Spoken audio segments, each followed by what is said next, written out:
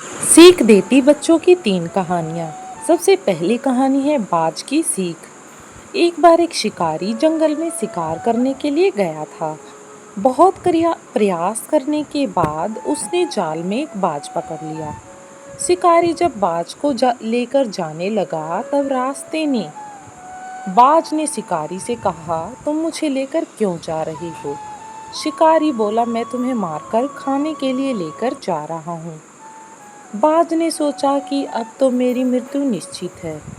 वह कुछ देर यूं ही शांत रहा और फिर कुछ सोचकर बोला, देखो, मुझे जितना जीवन जीना था मैंने जी लिया और अब मेरा मरना निश्चित है। लेकिन मेरे मरने से पहले मेरी एक आखिरी इच्छा है।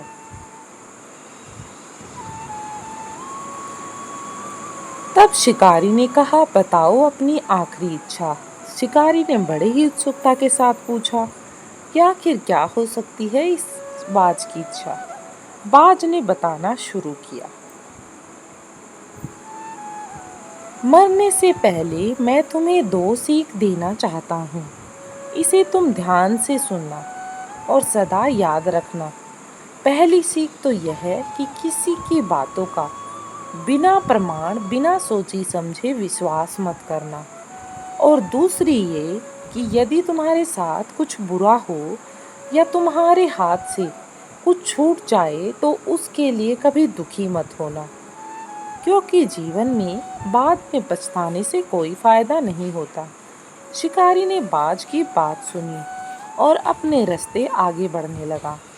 कुछ समय बाद बाज ने शिकारी से कहा, शिकारी, एक बात बताओ, अगर मैं तुम्हें कुछ ऐसा दे दूं जिससे तुम रातों रात अमीर बन जाओ तो क्या तुम मुझे आजाद कर दोगे? शिकारी को ऐसी बात सुनते ही लालच आ गया। शिकारी फौरन रुका और बोला, क्या है वो चीज? जल्दी बताओ मुझे। बाज बोला, दरअसल बहुत पहले मुझे राजमहल के करीब एक हीरा मिला था, जिसे उठाकर मैंने एक गुप्त स्थान पर रख दिया था। अगर आज मैं मर जाऊंगा तो वो हीरा ऐसे ही बेकार चला जाएगा। इसलिए मैंने सोचा कि अगर तुम उसके बदले मुझे छोड़ दो मैं तो मेरी जान भी बच जाएगी और तुम्हारी गरीबी भी हमेशा के लिए मिट जाएगी। इस तरह से हम दोनों की समस्या सुलझ जाएगी। यह सुनते ही शिकारी बिना कुछ सोचे समझे बाज को आजाद कर देता है और वो हीरा लाने को बाज से कहता है। बाज तुरंत उड़कर पेड़ की एक ऊंची शाखा पर जा बैठा और बोला, कुछ देर पहले मैंने तुम्हें एक सीख दी थी कि किसी की बातों का तुरंत विश्वास मत करना, लेकिन तुमने उस सीख का पालन नहीं किया। दरअसल मेरे पास तो कोई हीरा है ही नहीं और अब मैं आजाद हूँ। ये सुनते ही शिकारी मायूस हो पछताने लगा। तभी बाज फिर बोला, तुम मेरी दूसरी सीख भूल गए क्या? अगर कुछ तुम्हारे साथ कुछ बुरा हो तो उसके लिए तुम कभी पछतावा मत करना। बच्चों, इस कहानी से हमें ये शिक्षा मिलती है कि हमें किसी अनजान व्यक्ति पर आसानी से भरोसा नहीं करना चाहिए और किसी प्रकार का नुकसान होने या असफलता मिलने पर दुखी नहीं होना चाहिए, क्योंकि बाद में पछताने का कोई फायदा नहीं, बल्कि उस बात से सीख लेकर भविष्य में सतर्क रहना चाहिए। आइए शुरू करते हैं अब दूसरी स्टोरी, लेकिन उससे पहले वीडियो को कर दे लाइक और चैनल को कर दे सब्सक्राइब, ताकि ऐसी ही और भी मज़ेदार स्टोरियाँ आपको मिलती रहें। नेक्स्ट स्टोरी है बुद्धिमान साधु। किसी राजमहल के द्वार पर एक साधु आया और द्वारपाल से बोला कि भीतर जाकर राजा से कहें कि उनका भाई आया है। द्वारपाल ने समझा कि शायद ही कोई दूर के रिश्ते में राजा का भाई हो, जो संन्यास लेकर साधु की तरह रह रहा हो। सूचना मिलने पर राजा मुस्कुराया और साधु को भीतर बुलाकर अपने पास बिठा लिया। साधु ने पूछा, कहो अनुज, क्या हालचाल है तुम्हारी? मैं ठीक हूँ। आप कैसे हैं भैया? राजा बोला। तब उस साधु ने बताया, जिस महल में मैं रहता था वह पुराना और जर्जर हो गया है, कभी भी टूटकर गिर सकता है। मेरे 32 नौकर थे, वे भी एक एक करके चले गए हैं। 5 रानियां भी वृद्ध हो गई हैं और अब उनसे कोई काम नहीं होता है। यह सुनकर राजा ने साधु को 10 सोने के सिक्के देने का आदेश दिया। साधु ने 10 सोने के सिक्के कम बताए। तब राजा ने कहा, इस बार राज्य में सूखा पड़ा है, आप इतने से ही संतोष कर लें। साधु बोला, मेरे साथ 7 समुंदर पार चलो, वहाँ सोने की खदानी है। मेरे पैर पड़ते ही समुंदर सूख जाएगा। मेरे पैरों की शक्ति तो आप देख ही चुके हो। अब राजा ने साधु को 100 सोने के सिक्के देने का आदेश दिया।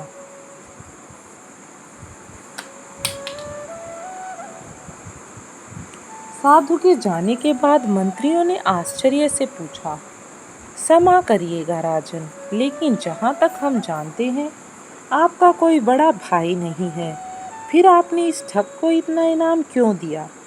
राजन ने समझाया, देखो, भाग्य के 2 पहलू होते हैं, राजा और रंक।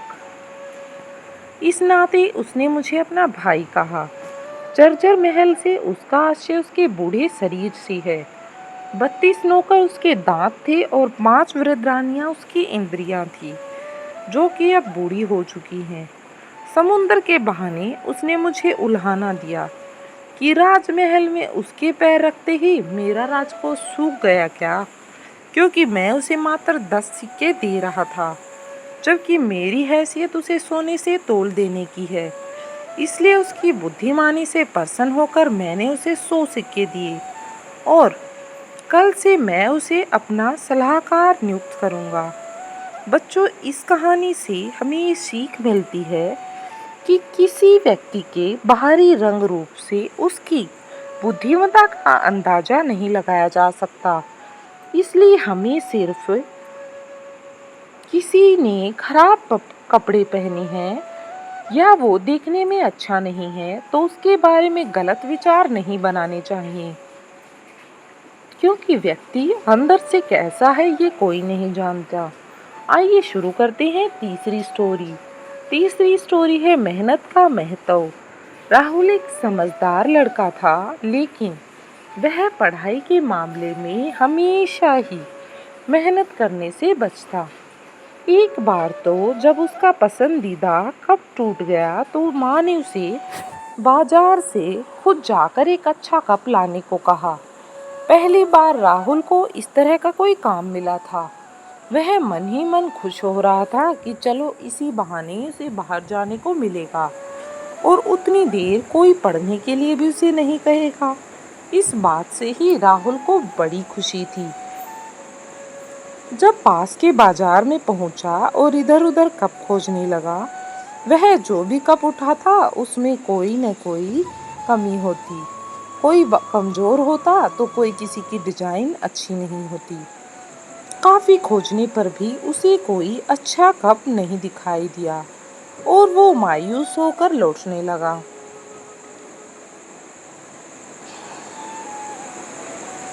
तभी उसकी नज़र सामने की दुकान में चली गई। उसे एक लाल रंग के कप पे जा टिकी। उसकी चमक और खूबसूरती देख राहुल खुश हो गया और झट से दुकानदार से वो कप हाथ में ले देखने लगा। कप वाकई में बहुत अच्छा था। उसकी मजबूती, उसकी चमक, उसकी शानदार डिजाइन, हर चीज़ बड़ी ही परफेक्ट थी।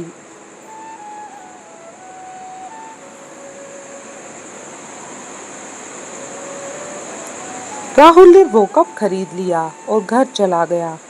रात को भी वो कप अपने साथ ले बिस्तर पर लेट गया और देखते देखते उसे नींद आ गई।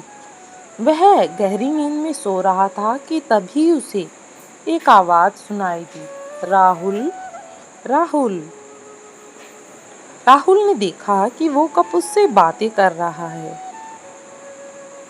राहुल को पहले तो ये देखकर बड़ा आश्चर्य हुआ। फिर उसने देखा कब बोला, मैं जानता हूँ कि मैं तुम्हें बहुत पसंद हूँ, पर क्या तुम जानते हो कि मैं पहले ऐसा नहीं था। राहुल, नहीं, मुझे नहीं पता, तुम्हें बताओ कि पहले तुम कैसे थे।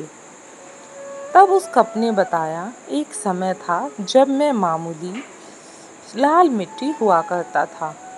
फिर एक दिन मेरा मास्टर मुझे अपने साथ ले गया। उसने मुझे जमीन पर पटक दिया और मेरे ऊपर पानी डालकर अपने हाथों से मुझे मिलाने लगा। मैं चिल्लाया कि अब बस करो, लेकिन वो कहता रहा, अभी और मैंने बहुत कष्ट सहे। जब वो रुका तो मुझे लगा कि बस, अब जो होना था हो गया। अब मैं पहले से काफी अच्छी स्थिति में हूँ। यही सोचकर मैं खुश था। लेकिन ये क्या? उसने मुझे उठाकर एक घूमते हुए चक्के पे फेंक दिया। वह चक्का इतनी तेजी से नाच रहा था कि मेरा तो सर ही चकरा गया।